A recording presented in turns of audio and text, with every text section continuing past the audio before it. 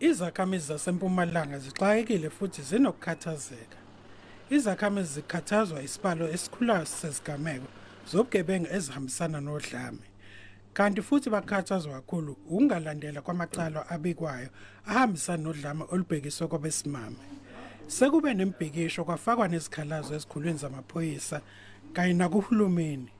Kodwa izakhamizi zithi akukho okwenziwayo ukuxazulula isikhalo zabo.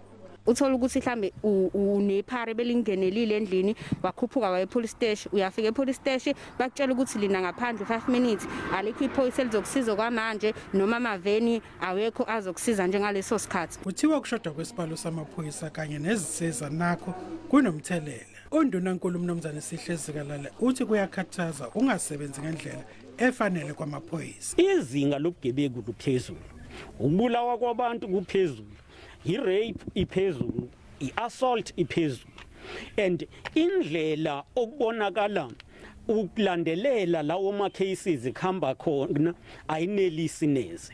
Undunankulu umemezele ukumiswa kwehhovisi ngaphansi komnyango wakhe elizobhekana ngqo nezikhalo zezakhamizi ngamaphoyisa kule ndawo.